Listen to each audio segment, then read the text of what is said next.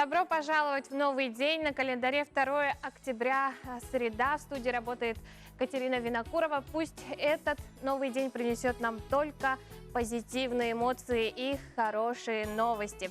Ну а повод начать утро позитивно, он всегда есть. Для этого нужно просто с утра улыбнуться своему отражению, сварить себе наивкуснейший чай или кофе и мысленно настраивать себя только на успех и удачу в сегодняшних делах. Ну а если среди ваших родственников или знакомых имеются социальные педагоги, то непременно поздравьте их с профессиональным праздником. Сделать это вы можете лично, либо на всю республику. Для этого нужно написать на наш WhatsApp 8 914 279 2262. Есть изобретения, которые настолько облегчили и разнообразили нашу жизнь, что трудно переоценить их роль. Это утверждение с полной ответственностью можно отнести к созданию всемогущей и столь популярной сегодня электронной почты. Электронная почта сегодня, 2 октября, празднует свой день рождения. Именно в далеком 1971 году инженер Рэй Томлинсон составил и отправил адресату первое электронное письмо. Кстати, Томлинсону также принадлежит создание легендарной собачки, точнее ее символа.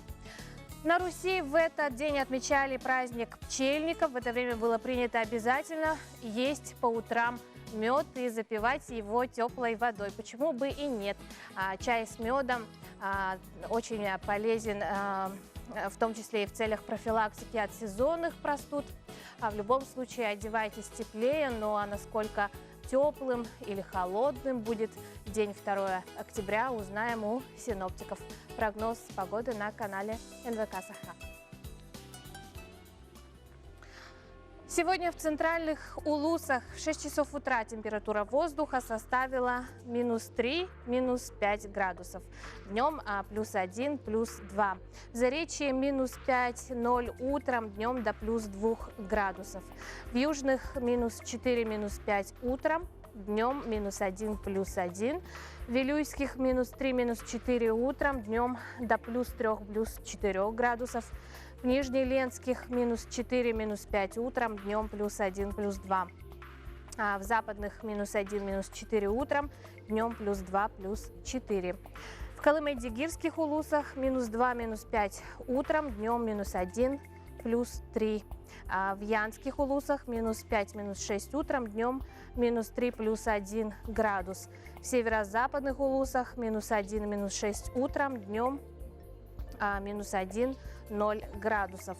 В 6 часов утра температура воздуха в городе Якутске составила -3 градуса. Атмосферное давление 752 миллиметра ртутного столба.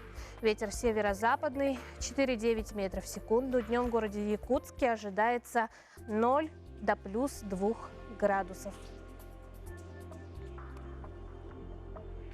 Ну а далее слово я передаю своим коллегам, которые знакомят вас с последними событиями Якутии и ее пределами. После чего мы с вами снова встретимся в нашей студии.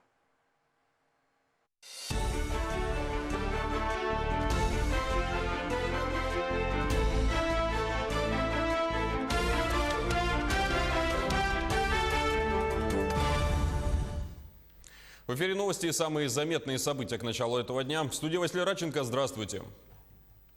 Правила организованной перевозки детей автобусами ужесточили. Теперь требования об использовании автобусов, оснащенных ремнями безопасности, будет распространяться не только на междугородние, но и на городские и пригородные сообщения.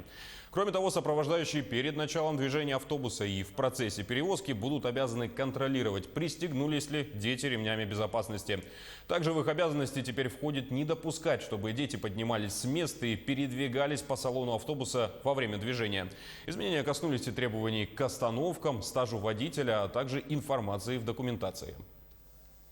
Арктическая навигация завершилась в Алайховском районе Якутии. Период северного завоза оказался самым сложным. Суда работают в условиях мелководья. Затруднено движение, сказываются и природно-климатические условия. В заполярный поселок Чукурдах накануне прибыл теплоход-рефрижератор «Михаил Мальчиков» с сельскохозяйственной продукцией. Картофель и овощи общим объемом более 56 тонн. Далее судно направится в Белую гору. На обратном пути рефрижератор загрузится алайховской рыбой. Для своего наслега буду закупать за наличку и буду увозить на понтоне частник Трофимов Евгений Прокопьевич. Не знаю сейчас сколько соберем, может 3 тонны будет, может 4 тонны будет. С луком это все на весь поселок. Это хватает только до Нового года. А потом может еще частники могут сами закупиться, приехать, если останется. Синоптики представили прогноз на ближайшие пару недель. Сообщают, что в среднем в центральных районах Якутии устойчивый снег образуется в начале десятых чисел октября. В целом третья декада сентября выдалась теплой. С 25 числа месяца на севере и северо-востоке среднесуточная температура опустилась ниже 0. К началу октября установился снежный покров высотой от 1 до 8 сантиметров. Также местами снег лег в западных, южных и горном районах. В центральных же районах значительных осадков не ожидается в ближайшие дни. Обещают небольшой мокрый снег на западе и юге, также возможен небольшой дождь на юго-западе. Температура в среднем -2, -7 градусов, при прояснениях -8, -13, днем до +5. На юго-западе и вовсе +5, +10 градусов тепла. Наиболее ненастная погода в ближайшие дни ожидается в северных и арктических районах. С выходом циклонов с востока на Устьянский район пройдет снег. В Нижнеянском и Устьянском районах местами сильный. Усилится ветер до 9-14 метров в секунду. По побережью до 16-21 метра в секунду. Будут отмечаться метели и поземки. Имя нового директора Государственного театра оперы и балета станет известно сегодня. В Якутске в данное время проходит очный этап конкурса на эту должность. В финал вышли 7 претендентов из 26 заявившихся.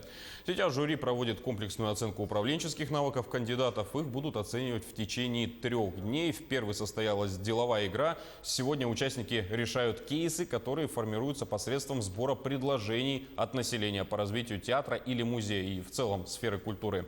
Решающим раундом станет защита разработанных программ.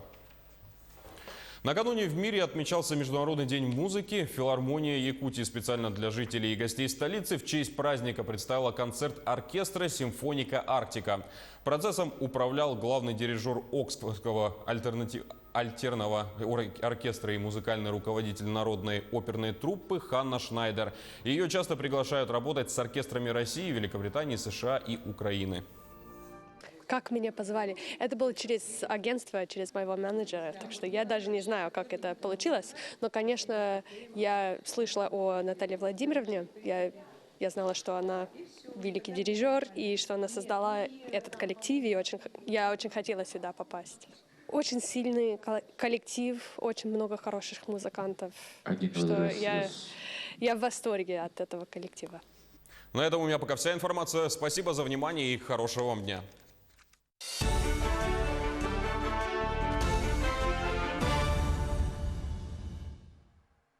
И снова доброе утро. Мы продолжаем наш эфир. Хочу напомнить вам, что мы работаем в прямом эфире, поэтому если вы хотите поздравить своих коллег, своих знакомых или друзей, то можете сделать это посредством нашего WhatsApp номера 8 914 279 2262. Будем ждать и постараемся все зачитать.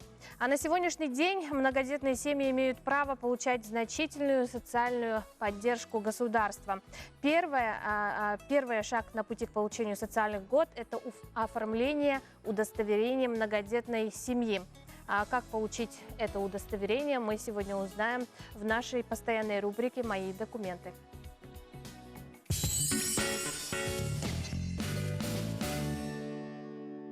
Заявителями на оформление удостоверения многодетной семьи являются матери многодетной семьи, либо отцы многодетной семьи в случаях, когда дети воспитываются только их отцом.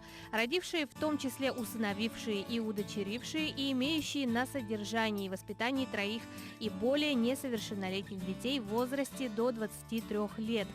При условии, что ребенок с 18 до 23 является студентом очного отделения или проходит военную службу по призыву, и проживающие зарегистрированы по месту жительства на территории Республики Саха-Якутия.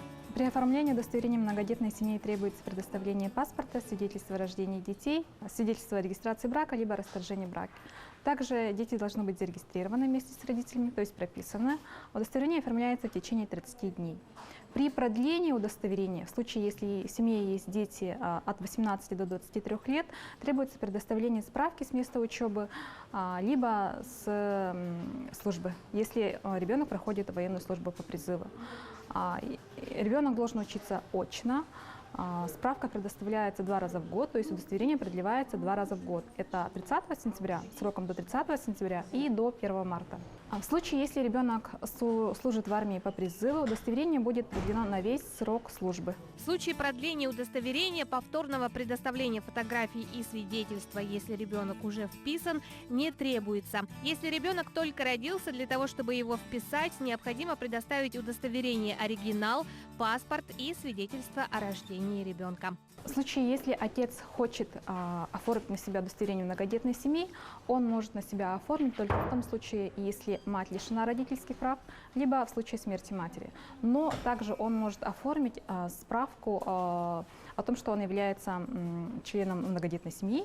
Для этого он должен обратиться в Управление социальной защиты населения и труда в городе Якутске. Справка выдается через 3 рабочих дня.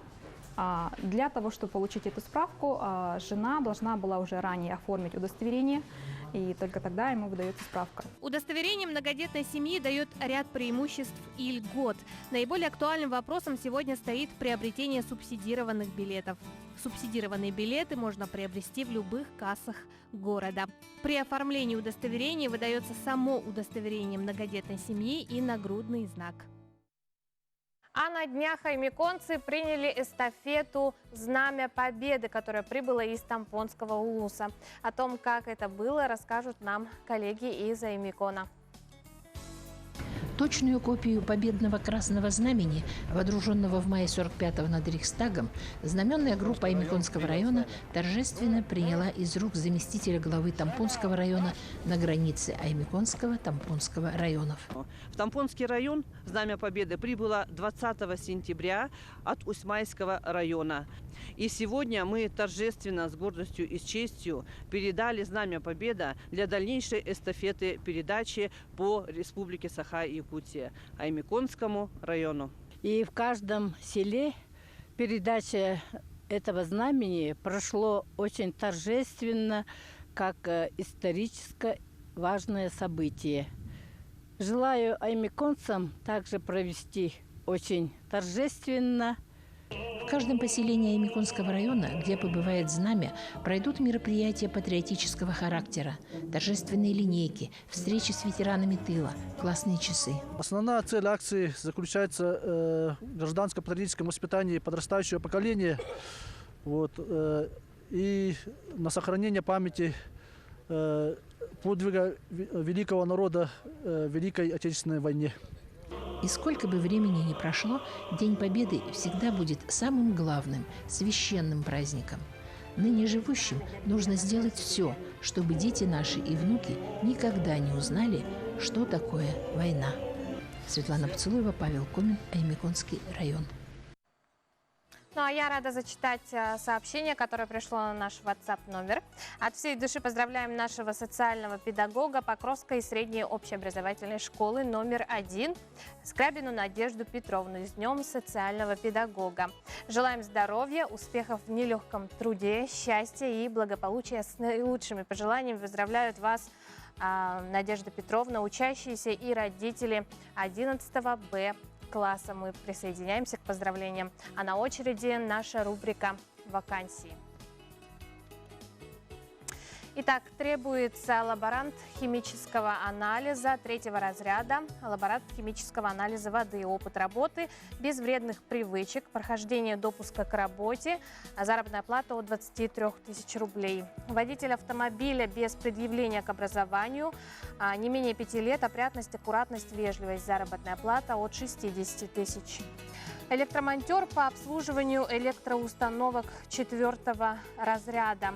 Профильное техническое образование и практический стаж работы в должности электромонтера по обслуживанию электроустановок 3-го разряда не менее 6 месяцев. Заработная плата от 61 тысячи рублей. Нюрнгринская городская администрация оказывает поддержку малому и среднему предпринимательству.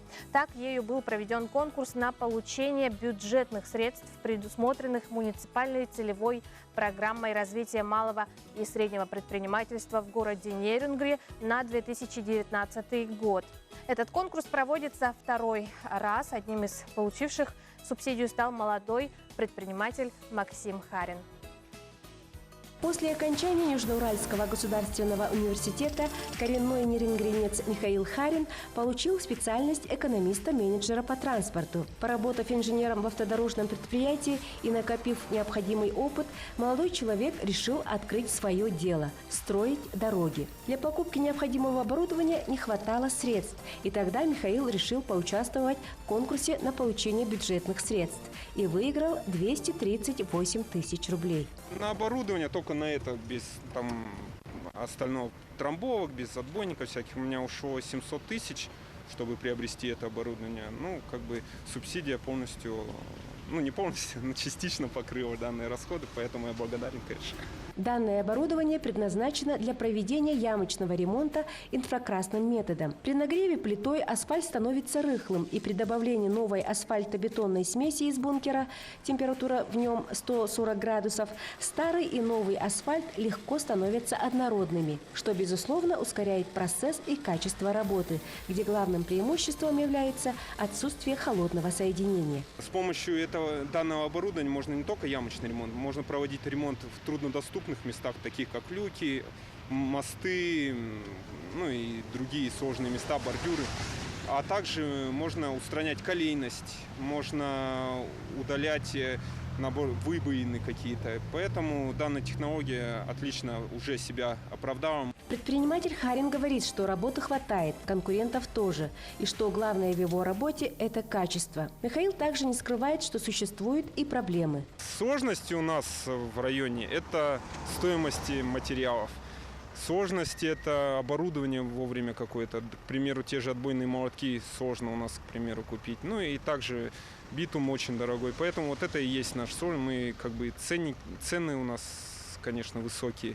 Поэтому доступность. Наверное, мне кажется, в районе самой сложности – доступность. На сегодня в районе зарегистрированы более 3000 субъектов среднего и малого бизнеса, годовые обороты которых составляют порядка 13 миллиардов рублей. Это, безусловно, люди, сумевшие организовать и успешно развить свое дело, занять свое место в экономике района и воплотить в жизнь свои идеи и проекты. Тамара Игнатьева, Вадим Барашков, Нерюнгри.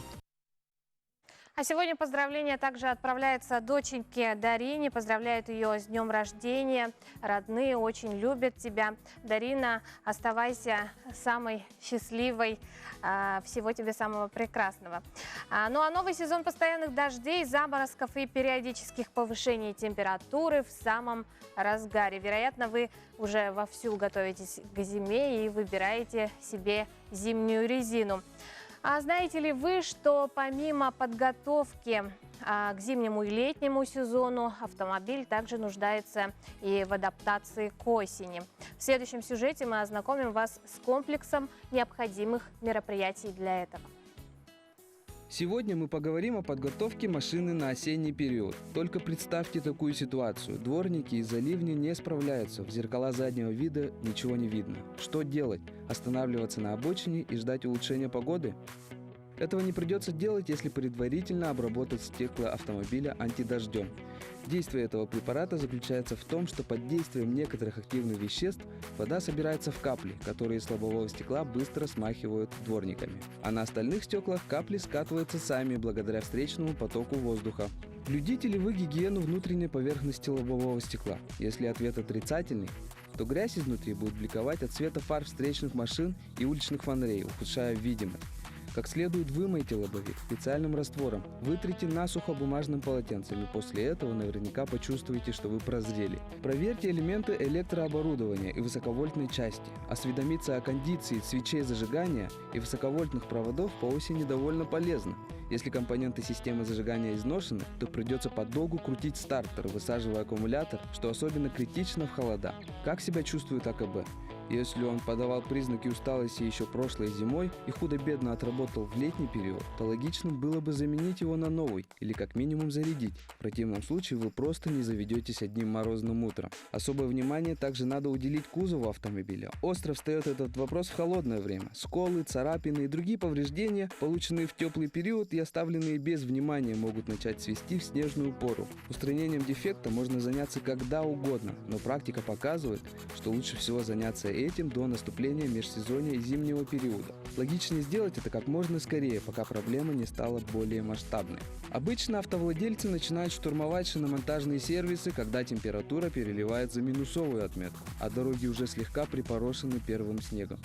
Ситуация повторяется из года в год, вызывая оторопь. Опаздывать замены настоятельно не рекомендуется. Скажем больше, встречаются советы переобуть машину, когда среднесуточная температура держится на отметке +5, +7 градусов. Первые заморозки могут ударить рано, и лучше встречать их зимними покрышками во избежание совершенно очевидных последствий. Не забывайте о правилах дорожного движения. В осенний период советую поменять стиль вождения на более плавный. Не увлекайтесь скоростью, оценивайте ситуацию со всех сторон. Будьте всегда бдительны, и пусть ваш железный конь никогда вас не подводит. Доброе утро. Мы продолжаем наш эфир. Наша телезрительница интересуется в передаче, увидела подходящую вакансию для своего мужа. Кому нужно обратиться? Уважаемые телезрители, обращайтесь по адресу Петра Алексеева 6/1. Это Центр занятости населения. Работает он с 9 часов. Номера телефонов и для справок вы всегда можете найти в справочниках в своих. Продолжая тему вакансий, одним из приоритетных направлений деятельности главы Якутии является трудоустройство местных кадров. Благодаря ряду комплексных мер в республике наблюдается положительная динамика. Улучшению показателей рынка труда способствует развитие специальных проектов. Одним из приоритетных являются местные кадры в промышленности. А сегодня в нашей студии заместитель министра промышленности и геологии Республики Саха-Якутия Никита Шепелев. Никита Геннадьевич, доброе утро. Доброе утро, Катерина. Ну, сколько на сегодня компаний принимает участие в проекте «Местные кадры в промышленности»? Катерина, вы совершенно правильно подметили, что это очень приоритетный проект для республики. Но на сегодняшний день по соглашениям, то, что утверждено и подписано со стороны правительства и компаний, это их порядка 23-25 компаний в целом крупных, которые работают на территории республики. Это в области алмазодобычи, золотодобычи, по отрасли нефть, газ и так далее. То есть тут, конечно же, еще свою роль играют и угольные компании. Вот ситуация на сегодня такая. 23-25 компаний сегодня активно очень заключили с нами соглашения и проводится работа в этом направлении. Но если брать этот год, сколько якутян уже трудоустроилось за 2019 год на сегодняшний день? Ну тут, если посмотреть динамику, то есть мы в этом направлении давно уже работаем, все органы власти и правительства. То есть если брать 2017 год, было 3000, 2018 год почти где-то около 6000 трудоустроено. В этом году мы ожидаем где-то примерно тоже 6-6,5. То есть положительная динамика очень она такая активно продвигается. И, то есть результаты осязаемые они в этом направлении. Например, мы ездим вообще в командировки по улусам республики. То есть в таком, скажем, ручном режиме очень даже эффективно получается. Мы посетили Вилюйскую группу улусов совместно с Госкомзанятости. И там проводим такие ярмарки вакансий. То есть население собирается и проводится такая живая работа, уже личные контакты налаживаются с работодателями, с органами власти. И, то есть эффект налицо, я бы сказал. Такой. Но чаще это какого возраста, да? Возраст тут совершенно разный. Ну, конечно же, и трудоустраиваем молодых людей до 30, то есть и предпенсионного возраста. То есть такая, знаете, разноплановая работа. Никого не оставляем без внимания. То есть такая активная работа тоже нами проводится. То есть, ну, по трудоустройству выпускников это отдельная тема тоже, тоже вот в таком плане. Ну, какие мероприятия проводятся, да, для того, чтобы привлечь местные кадры, да, к работе в промышленных мероприятиях? Вот как раз вы отметили, что и с абитуриентами ведется также работа. Кроме информационного всего этого обеспечения такого по республике, ну, понятно, что СМИ активно подключается. Ряд таких стратегических документов тоже правительство выпускает. Ну и, как я ранее сказал, это ярмарка вакансий у нас тоже проводится. То есть в таком, скажем, ну, когда уже беседа с человеком ведется напрямую.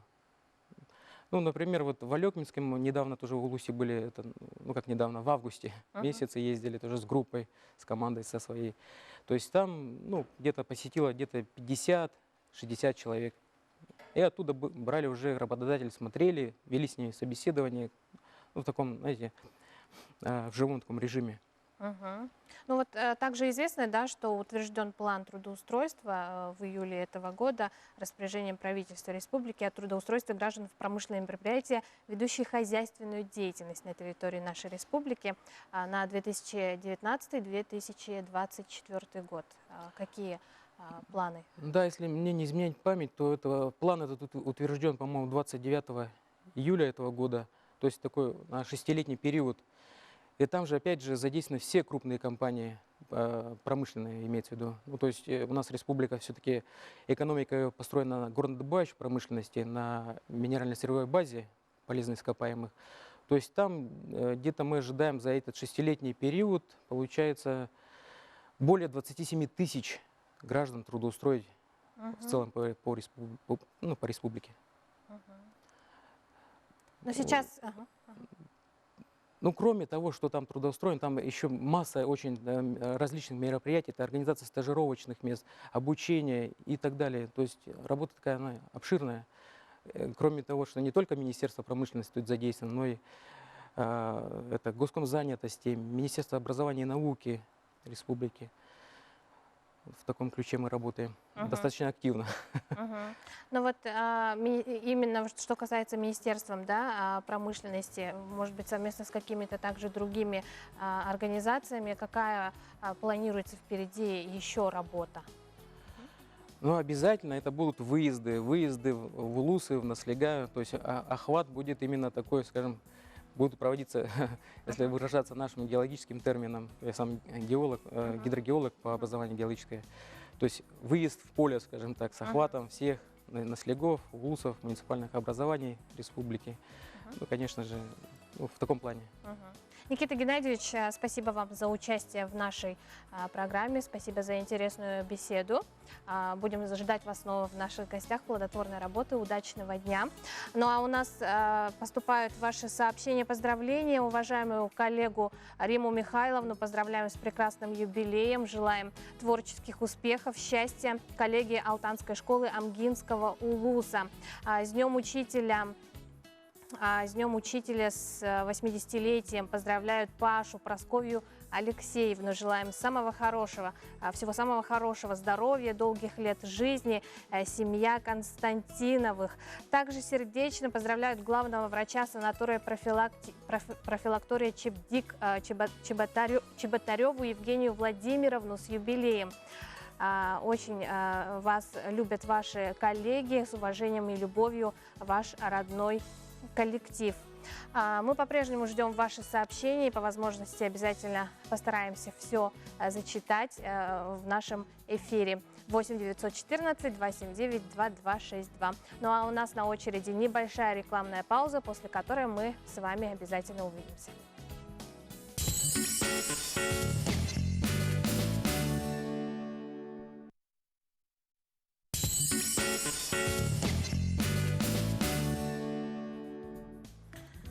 Доброе утро! В эфире программа «Новый день», середина рабочей недели, 2 октября на календаре. Куда пойти работать? Чтобы выбор, который предстоит сделать каждому школьнику, был верным, в школах ведется профориентационная интенсивная работа. Педагоги взаимодействуют с предприятиями и с различными организациями. Что знают дети о профессиях, узнавали наши алданские коллеги. Кем стать в будущем? Ответ на этот вопрос каждый пытается искать с детства.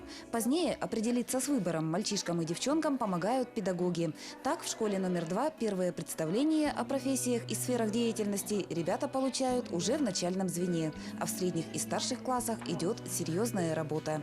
Мы запланировали в рамках часов неурочной деятельности курс «Моя профессиональная карьера». Начинается он с 7 класса, 7, 8, 9 классы. В этом году вторая школа присоединилась к российской программе ранней профориентации учащихся «Билет в будущее». Проект охватывает учеников с 6 по 11 классы. «Билет в будущее» подразумевает выявление личностных особенностей, интересов и способностей ребенка, а также получение рекомендаций с учетом возможностей. К какому направлению они больше склонны, да, там творческая профессия, либо это какая-то техническая профессия, либо, может быть, это гуманитарий. То есть вот там проходят они 4 теста, тесты сложные, тесты большие. Ребятам, нелегко, скажем так, есть такие вопросы, которые они сами не могут ответить, приходится давать пояснения по этим вопросам, но работаем. Особенности той или иной специальности, перспективы, востребованность на рынке труда, работа по профессиональной ориентации ведется в каждой школе. В этом году Алданская гимназия будет тесно сотрудничать с одним из промышленных предприятий.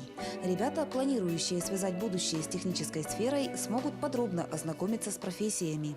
Мы включаем туда тестирование детей, именно которые проводят уже не наши педагоги и психологи, а именно работники предприятия данного учреждения. И, кроме того, профессиональные пробы, конкурсы, которые будут в этом году. Но мы проводим их не только на наших детях, но и привлекаем детей образовательных учреждений Алданского района. Алданский район промышленный, и технические кадры пользуются спросом. В профориентационной деятельности, однако, педагоги гимназии уделяют немало внимания гуманитарным и естественно-научным профессиям. Так как мы являемся гуманитарным образовательным учреждением, ребята наши, экономисты, будущие юристы, они готовят специализированные проекты. И мы уже работаем с республикой, потому что ежегодно наши дети выезжают на кейс-олимпиады. В профориентационной деятельности педагоги стремятся не только дать воспитанникам представление о различных профессиях, но также учат ребят ориентироваться на рынке труда, представлять свою ценность как работника, а также выстраивать грамотный и продуктивный диалог с потенциальным работодателем. Татьяна Вахнина, Сергей Шипачев, Александр Лукин, Алдан. Ежегодно в горно-геологическом техникуме поселка Хандыга Тамбонского района проходит вечер посвящения в студенты, на котором первокурсники получают студенческие билеты своего учебного заведения и становятся полноправными гражданами государства под названием Горно-геологический техникум. Всего в Тамбонском горно-геологическом техникуме проходит обучение 250 студентов, в том числе 125 студентов-первокурсников по 5 специальностям. Маркшейдерское дело, геолого-разведка месторождений, мастер по ремонту и обслуживанию автомобилей, машинист на открытых горных работах и обогатители полезных ископаемых на базе Якутского технологического техникума. Приняли участие все первокурсники, все 4 группы. Также у нас в этом году были гости отделения Якутского медицинского колледжа. Они учатся на базе поселка Хандыга. Примерно 25 студентов также приняли участие и заняли 2-е место у нас. В рамках адаптации студентов проводятся мероприятия по посвящению первокурсников в студенты. В этом году вечер прошел в новом формате, в форме конкурса на лучшую визитку, где учитывались оригинальность и креативность выступления. Впервые в этой церемонии приняли участие первокурсники Якутского медицинского колледжа в Хандыге по специальности сестринское дело. Я проживаю в общежитии, там все устраивает. В пятницу был день первокурсника. Мне понравилось. Ребята молодцы. Все готовились, волновались. Большинство первокурсников живут в благоустроенном общежитии горно-геологического техникума, где созданы все условия для комфортного проживания студентов. Нина Ханарова, Джулстан Толстяков, Хандыга, Тамбовский район. Доброе утро! Мы продолжаем. 2 октября на календаре. Региональный отборочный этап финала 5-го национального чемпионата по профессиональному мастерству среди людей с ограниченными возможностями здоровья «Билимпикс» пройдет в Якутии с 7 по 13 октября. Подробнее о чемпионате нам сегодня расскажут наши гости. Я рада представить вам заместителя директора Института развития профессионального образования Лию Тихонову, а также участницу прошлого года Марианну Рожину. Доброе утро, уважаемые гости. Доброе утро. Лия, что мы знаем об Олимпикс, да? Об Олимпикс – это движение, некоммерческое движение. Каковы его главные цели? Основной целью движения Олимпикс это является трудоустройство лиц с ограниченными возможностями здоровья и инвалидностью. То есть способствие, получается, их трудоустройству и созданию такой, получается, комфортной среды для людей с ограниченными возможностями здоровья. В этом году заявки уже закончили приниматься буквально вчера. Да, у нас последний день был приема заявок. Что-то, может, нового ожидается в этом году? Есть ли какие-то нововведения, в отличие от предыдущих годов? Вообще у нас Россия вошла в движение с 2014 года, да? Республика Саха-Якутия принимает участие в движении с 2016 года. И для нас это будет 4-й региональный чемпионат. В сравнении с прошлым годом можно сказать, что у нас увеличился охват компетенций. В прошлом году у нас было 15, а в этом году их стало 18. В 3 разных категориях возрастных. Это у нас школьники принимают участие, специалисты и студенты. Вообще движение у нас растет. Получается, если в первом региональном чемпионате Республики Саха-Якутия принимало участие всего 23 конкурсанта, да, то в этом году у нас принимают участие уже более 130. Ух ты, это уже в сколько раз? Это за 4 года у нас такое продвижение. Ага. На каких площадках, да, будут проходить соревнования? Не только в Якутске, по-моему, да? Да, у нас чемпионат республиканский и проводится у нас в городе Якутске и в городе Нерингре. Всего у нас 14 соревновательных площадок, 12 из них находятся в городе и 2 в городе Нерингре. Насколько, Лия, сегодня возможно участникам, да, чемпионата трудоустроиться? Есть ли какие-то показатели, цифры? Вообще мы ведем учет, да, и контроль участников, которые принимали участие, и вносим отчеты в национальный центр. И каждый квартал мы отчитываемся по статусу трудоустройства участников и победителей регионального либо финала, таких этапов. Интересно узнать в национальном чемпионате, кто будет оценивать участников. У нас есть главные эксперты, а также есть эксперты, которые компатриоты, которые сопровождают участников, получается. И также есть независимые эксперты. Они как раз-таки являются людьми, которые работают в потенциальных компаниях, которые могут трудоустроить участников и победителей чемпионата. Марианна, расскажите нам об участии в чемпионате. Что вам дало, да, участие? Это было очень интересно для меня. Я в прошлом году участвовала в компетенции массажист и выиграла, и поехала в город Москва. И там как бы попала в 5 лучших. Это дает нам шанс показать себя потенциальным будущим работодателям. Опыт, большой, огромный опыт для нас. А как вы решились на участие? Это было просто? Или вам посоветовали пойти принять участие? В прошлом году я была как бы студенткой. Студенткой Жатайского техникума. Жатайского техникума. Там у нас традиционно принимают участие массажисты в категории студента. Так, были ли какие-то сложности? Для меня, лично для меня не было. Это было просто увлекательно, интересно. Что там нужно было сделать? Показать, как делать массаж? Что конкретно? Это было в 2 этапа. Первый день мы показывали технику выполнения классического массажа, а второй день это уже свободный выбор. Ну, я показала тонизирующий массаж. Тонизирующий. Ух ты! Ага. Марианна, а сейчас вы уже, ну, вы работаете, да? Трудоустроилась. По своей специальности? Да. Ага. Сразу нашли работу? Да, сразу нашла работу. Ага. Расскажите немного о своей работе. Работаете в массажном салоне? Да, работаю в массажном салоне. Но у нас в основном лечебный массаж. Оздоровительный, Ага, да? оздоровительный. И, ну, как бы спа тоже есть. Нравится вам работать? Очень нравится. У нас коллектив очень дружный, сплоченный. Можете передать им привет? Привет. Ага. Лия, ну в каких сферах чаще все-таки трудоустраивается? Ну, в соответствии со своим компетенциям, получается, у нас какие компетенции проводятся вообще? Это у нас, ну, как уже было упомянуто, массажист. Есть также компетенции ремонта и обслуживания автомобилей, веб-дизайн. Здесь такие компетенции. Они охватывают разные сферы трудовые. И ну, как-то так. Могу подробнее по компетенциям рассказать, у нас просто мало времени же. Марианна, что бы вы хотели пожелать участникам нынешнего, да, чемпионата? Или тоже можете добавить несколько слов?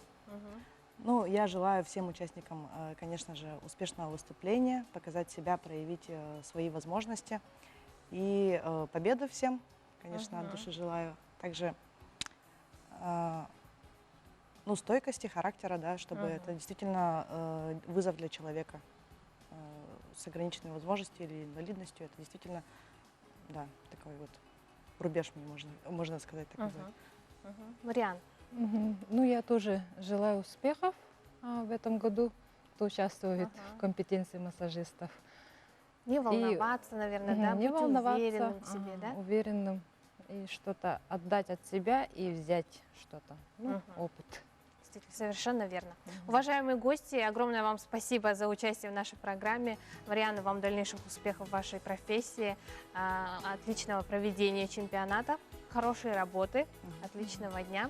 Ну а я хочу напомнить вам, что если вы по каким-то причинам пропустили наш эфир, то вы всегда можете найти его на нашем YouTube-канале «Утро НВК». Поэтому включайте. Сейчас вы видите адрес на своих экранах. Уже сегодня можете посмотреть наш сегодняшний эфир. Ну а далее, как я уже сказала, небольшая реклама, после которой мы также продолжим знакомиться с интересными материалами наших корреспондентов и знакомиться с интересными людьми.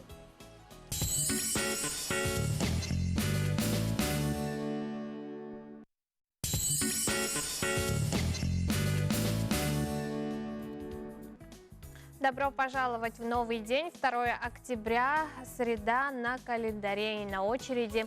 Мы ознакомим вас со свежими вакансиями от Центра занятости населения.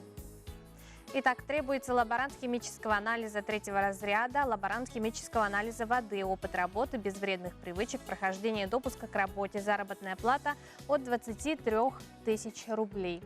Требуется водитель автомобиля без предъявления к образованию, а не менее 5 лет, опрятность, аккуратность, вежливость, заработная плата 60 тысяч рублей. Требуется электромонтер по обслуживанию электроустановок 4-го разряда, профильное техническое образование и практический стаж работы в должности электромонтера по обслуживанию электроустановок 3-го разряда не менее 6 месяцев. Заработная плата от 61 тысячи рублей. Ну а далее ознакомимся с последними событиями у наших коллег. Новости на нашем канале.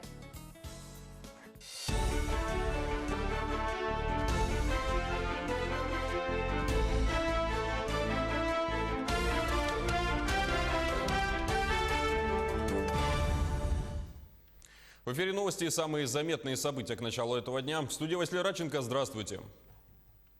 Правила организованной перевозки детей автобусами ужесточили. Теперь требования об использовании автобусов, оснащенных ремнями безопасности, будет распространяться не только на междугородние, но и на городские и пригородные сообщения. Кроме того, сопровождающие перед началом движения автобуса и в процессе перевозки будут обязаны контролировать, пристегнулись ли дети ремнями безопасности. Также в их обязанности теперь входит не допускать, чтобы дети поднимались с места и передвигались по салону автобуса во время движения. Изменения коснулись и требований к остановкам, стажу водителя, а также информации в документации. Арктическая навигация завершилась в Алайховском районе Якутии. Период северного завоза оказался самым сложным. Суда работают в условиях мелководья. Затруднено движение, сказываются и природно-климатические условия. В заполярный поселок Чукурдах накануне прибыл теплоход-рефрижератор «Михаил Мальчиков» с сельскохозяйственной продукцией. Картофель и овощи общим объемом более 56 тонн.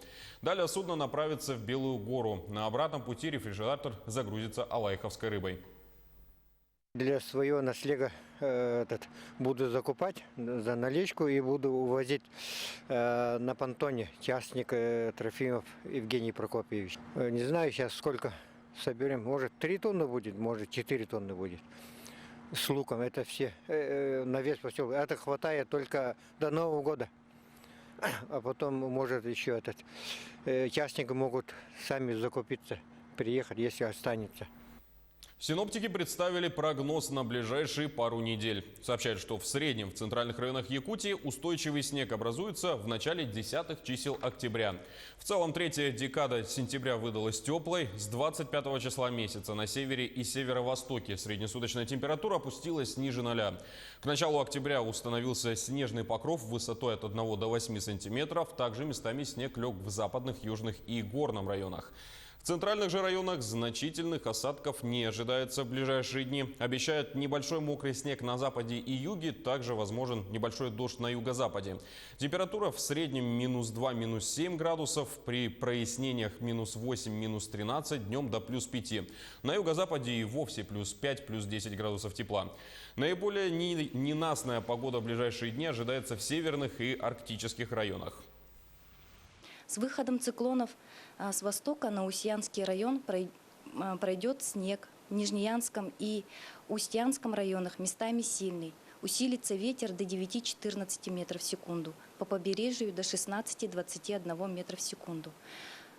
Будут отмечаться метели и поземки. Имя нового директора Государственного театра оперы и балета станет известно сегодня. В Якутске в данное время проходит очный этап конкурса на эту должность. В финал вышли 7 претендентов из 26 заявившихся. Сейчас жюри проводит комплексную оценку управленческих навыков кандидатов. Их будут оценивать в течение 3 дней. В первой состоялась деловая игра. Сегодня участники решают кейсы, которые формируются посредством сбора предложений от населения по развитию театра или музея и в целом сферы культуры. Решающим раундом станет защита разработанных программ. Накануне в мире отмечался Международный день музыки. Филармония Якутии специально для жителей и гостей столицы в честь праздника представила концерт оркестра «Симфоника Арктика». Процессом управлял главный дирижер Оксфордского альтерного оркестра и музыкальный руководитель народной оперной труппы Ханна Шнайдер. Ее часто приглашают работать с оркестрами России, Великобритании, США и Украины. Как меня позвали? Это было через агентство, через моего менеджера, так что я даже не знаю, как это получилось. Но, конечно, я слышала о Наталье Владимировне. Я знала, что она великий дирижер и что она создала этот коллектив, и я очень хотела сюда попасть. Очень сильный коллектив, очень много хороших музыкантов. Что я в восторге от этого коллектива. На этом у меня пока вся информация. Спасибо за внимание и хорошего вам дня.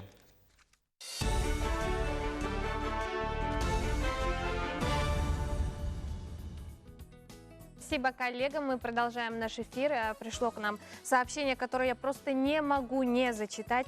Любимую женщину и коллегу, учительницу математики, Оконешникову Екатерину Васильевну. Жду, не дождусь на работу. Приходи скорее, моя любимая. Подписался Гена. А Екатерина Васильевна, вы Вам так повезло, вы такая счастливая. Мы продолжаем. 5 октября для горожан старшего поколения во Дворце спорта 50 лет Победы состоится вторая специализированная социально ориентированная выставка под названием «Вместе к активному долголетию». Что это за выставка, нам сегодня расскажут наши уважаемые гости. Я рада представить вам специалиста по социальной работе ресурсного центра социальной защиты «Победа» Ксению Белолюбскую и директора общественной организации «Школа третьего возраста» Пелагею Предезникову. Доброе утро, Ксения Кентьевна, Пелагея Юрьевна. Ксения Кентьевна, ожидается прям такой широкий ряд мероприятий, да, для гостей, для всех, кто придет на выставку. Да. Поподробнее. Да? Пользуясь случаем, хочу доброе утро, уважаемые телезрители, дорогие наши ветераны войны и труда, граждане старшего поколения. Хочу поздравить от имени нашего коллектива ресурсного центра социальной защиты «Победа» при Министерстве труда и социального развития Республики Саха-Якутия с праздником, с особенным праздником, с Днем пожилых людей. И хотелось бы пожелать крепкого здоровья, бодрости духа, и чтобы они всегда занимались своим любимым делом. Но в рамках декады пожилых людей мы вот проводим нашу специализированную социально ориентированную выставку «Вместе к активному долголетию 55+». Выставка будет проходить 5 октября, как вы сказали, во Дворце спорта 50 лет Победы с 10 часов утра до 5 часов вечера. Здесь будут, значит, работать, есть такая программа, и по 5 площадкам будет работать наша выставка. Ну, если более подробно остановиться, да? Там же будут не только мастер-классы различные, там будут и врачи присутствовать, да? Будет, будет площадка здоровья. Там, значит, будет проводиться комплексная гериатрическая оценка, УЗИ молочной железы, флюорография, денситометрия – это исследование структуры костной ткани. Вот. Ну и консультация врачей-гериатров. Ну, кроме этого, у нас очень интересно будет площадка общества и государства, куда приглашены специалисты МФЦ, специалисты управления социальной защиты города Якутска. И вот они будут консультировать, как оформить и получить звание ветерана труда, допустим, да? Значит, какие меры социальной поддержки, какие льготы у пенсионеров. А МФЦ, они будут вот консультировать по государственным муниципальным услугам. Потому что там же вот наши пожилые люди иногда претерпевают какие-то эти неудобства. Вот здесь они могут подойти, все спросить, и им будут консультировать специалисты, подготовленные специалисты. Дальше у нас, значит, есть мастер-классы, которые вот проводить будет общественная организация «Школа третьего возраста». Мы вообще-то проводим эту выставку совместно с общественной организацией, наш ресурсный центр и общественная организация «Школа третьего возраста». Вот как раз-таки, Пелагея Юрьевна, расскажите, да, как можно будет записаться, какие курсы вы предлагаете, да? Доброе утро. В первую очередь хотела бы поздравить наших пожилых с международным праздником, пожелать им здоровья и активного долголетия. Вот наша школа уже работает 8-й год, с 2011 года. Записаться в нашу школу можно по телефону 21 47 53, а также можно подойти по адресу Федора Попова, 14/6. Вчера как раз проходил у нас День открытых дверей. Пришло очень много желающих записаться на наши кружки. Мы очень были рады этому. Зал переполнен, даже стульев не хватило. И все вот по всем кабинетам наши волонтеры, преподаватели тоже выставили свои поделки, которым они научили своих же курсистов, да, и прямо вот смотрели результат работы и записывались именно на тот кружок, который вот хотели бы они научиться чему-то, да? Ну, то есть, получается, люди занимаются здесь творчеством, да? Да. В нашей школе они именно реализуют свои мечты, которые в свое время, когда по молодости работали, всем было некогда, да, а тут время появилось для себя лично, поэтому они реализуют свою мечту и находят новых друзей. Главное вот для них сейчас общение же, да, поэтому новые знакомства, друзья, для этого вот школа очень делает многое. Ксения Никитьевна, хотели что-то добавить, да? Ну да, хотела еще добавить, там, значит, будут еще площадки работать, лекции, тренинги, психологический тренинг будет «Помоги себе сам».